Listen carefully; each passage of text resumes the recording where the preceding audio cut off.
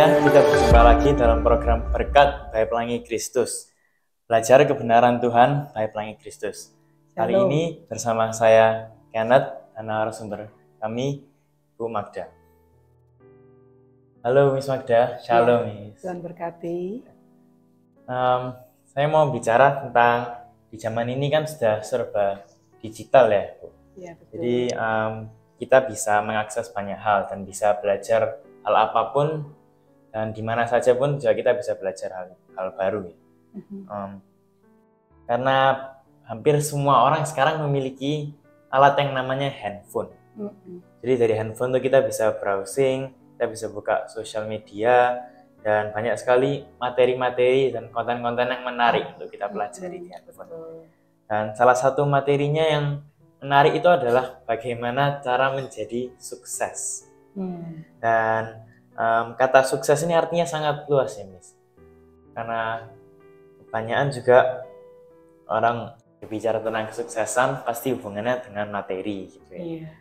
Dan kalau secara umum memang sukses ini artinya hidup cukup gitu. Maksudnya mau makan cukup, mau belanja cukup, mau beli mobil cukup, mau jalan-jalan gitu juga cukup ya. Dan ya jadi juga banyak orang tua yang sudah mempersiapkan masa depan anaknya gitu dari sejak dini.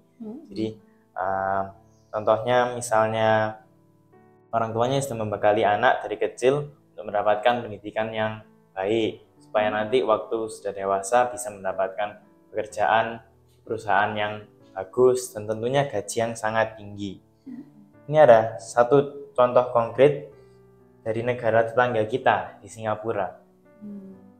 Menurut Sage Journal yang ditulis oleh Christina Goranson, sebagai negara yang menerapkan meritokrasi atau sistem yang memberikan penghargaan kepada yang lebih berkemampuan. Orang-orang tua di Singapura tuh kebingungan untuk dalam hal pendidikan untuk anak-anaknya. Karena sebagian orang tua itu ingin anak-anaknya tetap bisa belajar, tapi juga tidak merusak masa kecil, jadi tidak bikin anak-anak itu stres. Sedangkan di Singapura itu tuntutannya sangat tinggi dan persaingan juga sangat tinggi dalam dunia edukasi dan pekerjaan juga. Masuk perguruan yang tinggi, dan yang tadi saya bilang bisa kerja di perusahaan yang bagus dengan gaji yang sangat tinggi. Sebenarnya ini bukan hal yang salah ya Miss.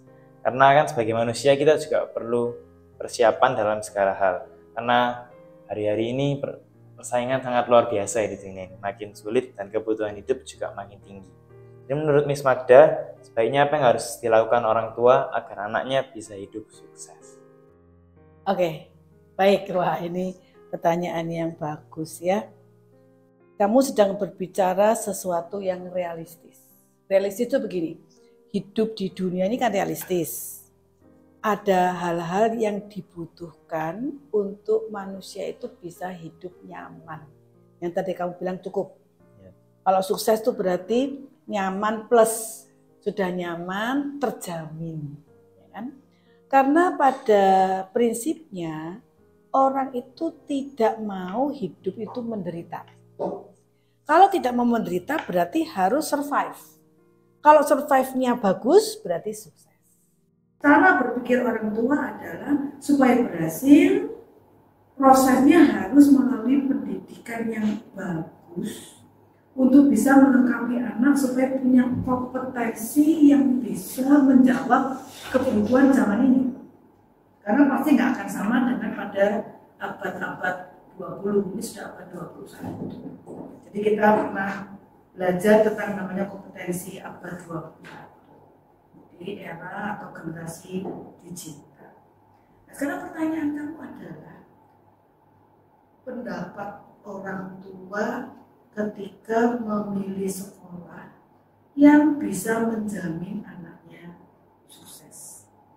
Pada umumnya orang tua akan berpikir pendidikan yang berkualitas adalah pendidikan yang akan menolong anak itu punya kemampuan berpikir atau mempunyai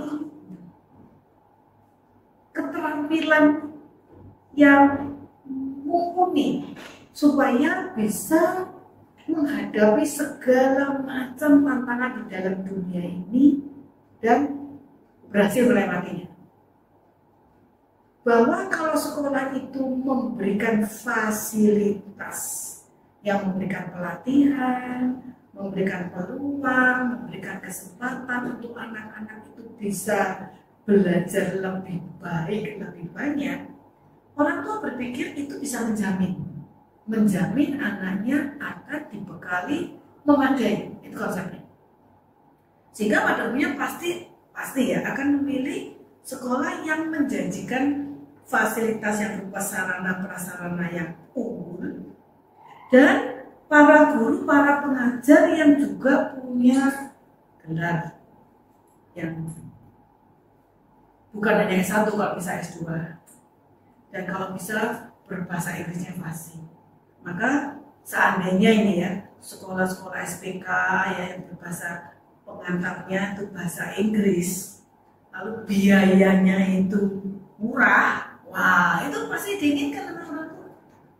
Kalau bilang nasional, bahasanya bahasa Indonesia, guru mengajar dalam bahasa Indonesia, dianggap dalam zaman era global dan generasi digital dianggap itu rasanya kurang menjamin. Nah, sekarang kita tanya, apakah memang benar kalau punya keterampilan, kompetensi berdasarkan semua yang disebut fasilitas tadi di sekolah yang memang betul-betul berkualitas unggul ya, karena akreditasinya A ya, akreditasinya tinggi, kemudian memang pengajarnya semua hebat, apakah memang itu benar-benar akan menjamin kesuksesan?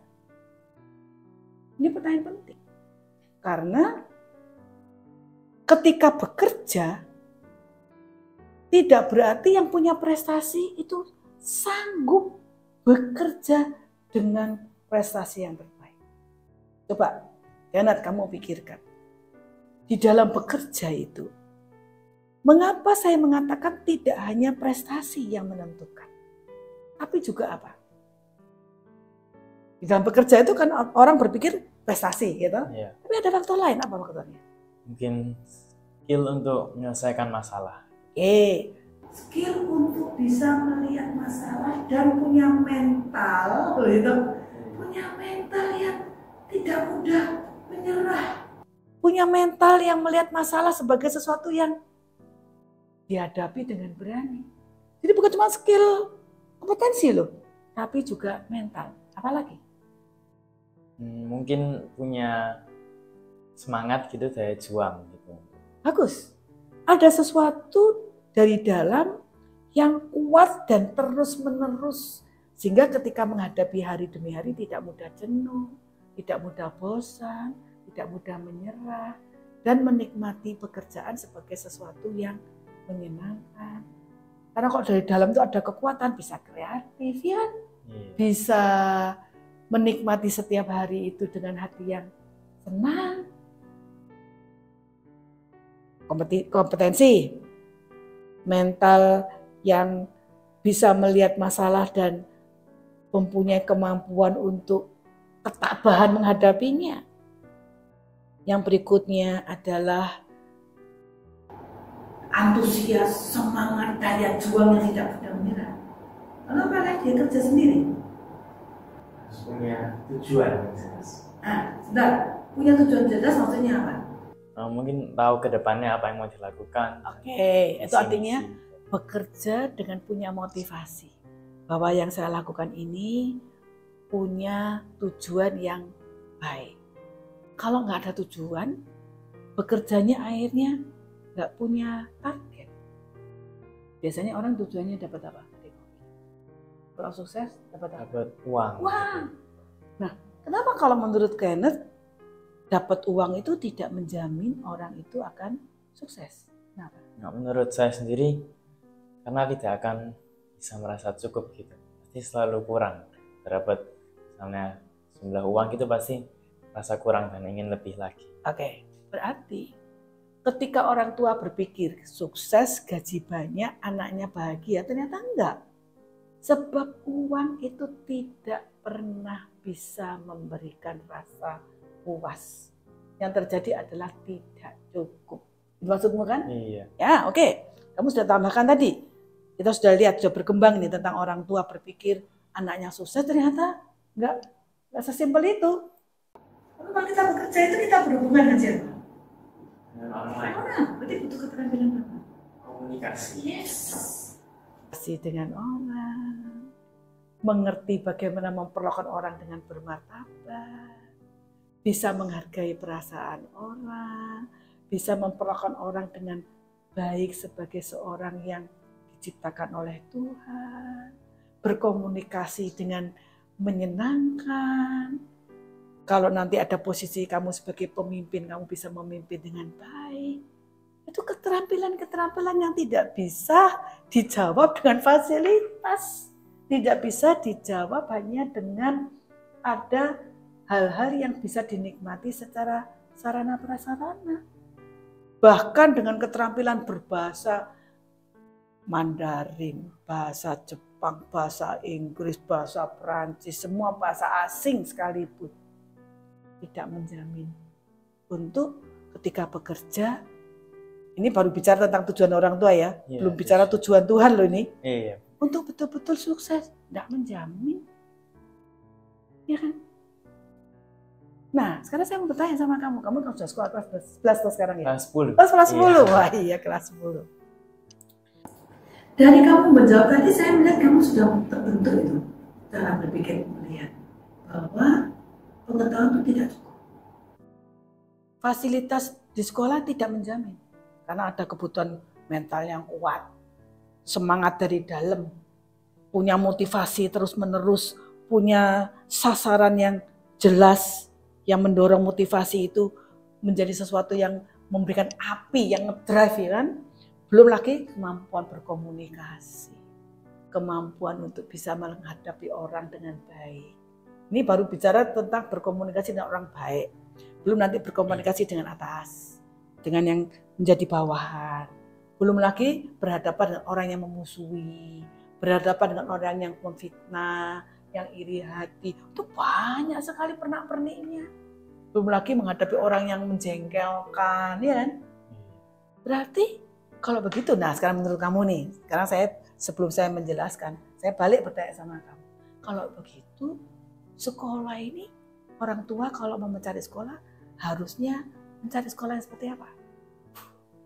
Menurut saya yang bukan hanya fasilitas atau materi akademisnya yang bagus, tapi mungkin juga yang fokus ke pembentukan karakter. Apa lagi? Yang melatih skill komunikasi juga. Nah, sekarang saya mau tanya. Untuk komunikasi, ini yang paling sulit ya, toh? Iya. Menurut Kenner, orang itu akhirnya bisa berkomunikasi dengan baik. Dia bisa memperlakukan orang dengan baik. Apa proses yang dialami supaya dia bisa berkomunikasi dengan baik, dia punya proses yang baik, harus apa? Mungkin dia harus berani mencoba untuk komunikasi. Untuk bisa mencoba komunikasi, dia harus punya apa? Dia harus punya keberanian. Supaya dia berani melatih berkomunikasi yang benar, dia perlu apa? Perlu punya apa? Perlu punya. Bagaimana kamu tahu bahwa ini komunikasi harus begini, harus begitu? Kamu harus punya apa? Ini harus punya mentor yang. Betul. Ini penting. Di mana guru itu menjadi role model, menjadi teladan, menjadi mentor. Benar kan? Itu betul sekali. Jadi orang tua ini kalau bawa anaknya ke sekolah, harus mencari sekolah yang komunitasnya itu komunitasnya.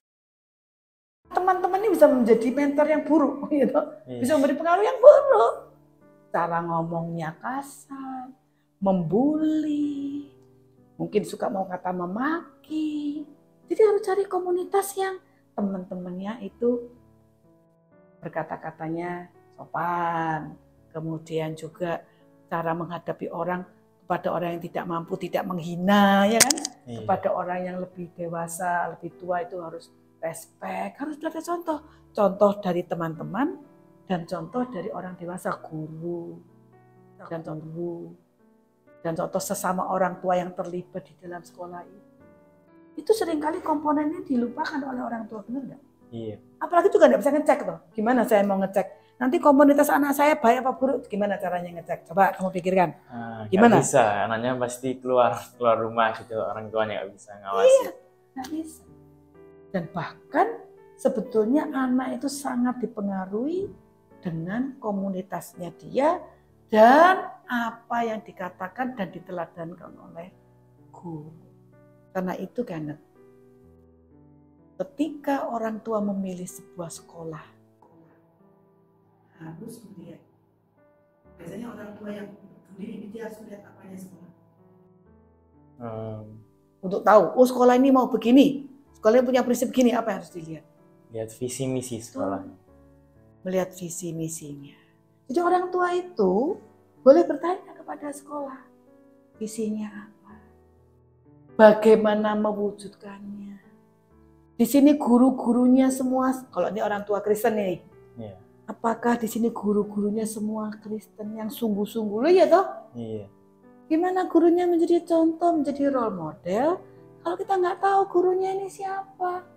Kalau sekarang gurunya itu suka, dalam tanda petik, ngomongnya nyolot, ya, kemudian dengan murid yang kurang mampu agak membedakan. Kalau itu terjadi, gimana? Jadi harus tanya. Jadi orang tua berhak bertanya. Apakah di sini pendidikannya, kalau sekolah Kristen, pendidikannya berdasarkan Alkitab? Kalau iya, maka nilai-nilainya, teladannya, kemudian juga apa yang akan dialami oleh anak, itu di dalam berkat Tuhan. Sekolah Kristen menjadi tanda petik rumah Tuhan. Seperti kalau kamu ke gereja, atau kalau kamu ikut kebaktian remaja, itu menjadi keluargamu, menjadi rumah Tuhan. Selain rumah di rumahmu itu kan rumah Tuhan, karena orang tuamu orang tua beriman. Di sekolah juga harus begitu. Jadi orang tua perlu pergi ke sekolah, merasakan ini rumah Tuhan enggak? Enak, kalau kamu pergi ke gerejamu atau ikut ibadah di remaja, kamu mau remaja? Ya, ikut remaja. Kamu merasakan enggak di sini Tuhan hadir? Bisa merasakan enggak? Ya, bisa. Bisa. Jadi orang tua perlu pergi ke sekolah untuk merasakan ini sekolah Kristen cuma nama doang atau sungguh-sungguh. Apakah di sini kepala sekolahnya sungguh-sungguh menghormati Tuhan? Tanyalah orang tua, apa program yang menolong anak saya mengasihi Tuhan? Yang gitu kan. Apa kira-kira teladan baik dari orang tua, dari guru yang bisa dilihat oleh anak saya? Guru anak saya membaca Alkitab tiap hari enggak? Oh iya kan? Jangan ditanya fasilitasnya apa, karena ternyata itu tidak menjamin.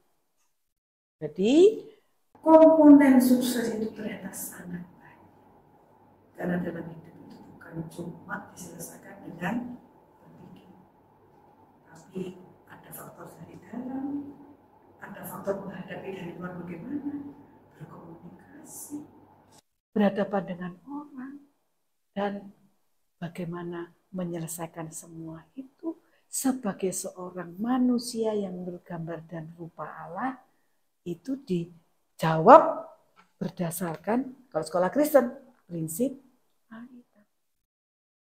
Jadi kalau di Pelangi Kristus ada yang namanya orientasi untuk orang tua murid, di mana di situ orang tua itu boleh mengenal Pelangi Kristus itu ngapain. Kenapa kok Bapak Ibu membawa anak ke sini? Kita harus memberitahu. Nggak boleh bilang percaya saja, enggak. Kita kasih tahu, kita punya program ini, filosofinya begini, guru kami begitu, visinya ini, kita harus beritahu. Dan bukan cuma baca ya, enggak. Diberitahu bagaimana visi ini diterapkan.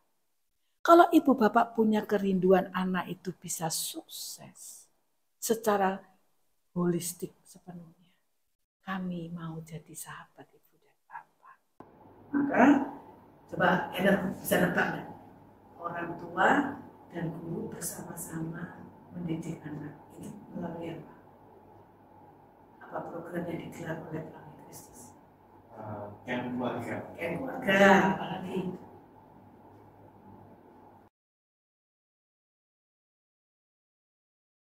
Ayo, apalagi yang ada kelompok-kelompok itu? Cara Blessing Day. Oh, Blessing Day. Kalau Blessing Day itu semua ya. Itu betul ada Blessing Day. Ini kapan-kapan kita bicara tentang Blessing Day ya. Apalagi yang orang tua berkumpul, lalu ada guru juga ikut situ, apa namanya, teman-teman? Papa mamamu pasti ikut ini, apa namanya? KTP. Ya, betul. Ada KTP orang. Itu kita sekarang menamakannya The Pelangi Kristus Family. PPKF.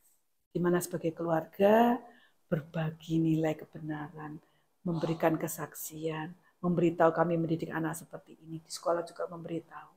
Jadi ketika orang tua sungguh-sungguh serius, anak mau sukses dalam pengertian berhasil menjalani hidup sesuai dengan kehendak Tuhan, meliputi semua aspek, maka itu harus dipikirkan dengan serius.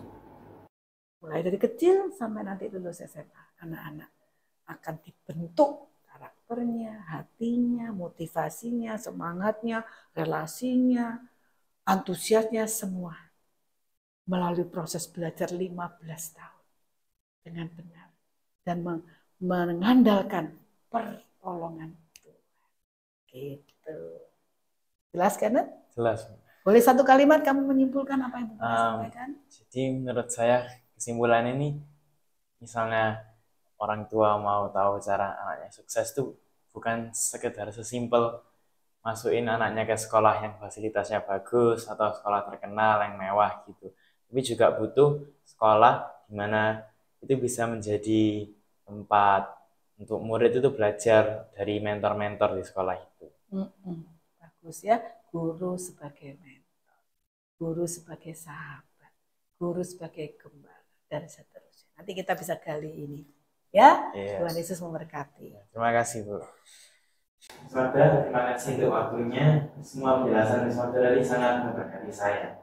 Dan semoga juga bisa menjadi berkat bagi teman-teman yang sedang menonton podcast ini. Terima kasih buat teman-teman yang sedang menonton podcast ini. Sampai jumpa di episode selanjutnya. God bless you all. Tuhan memberkati.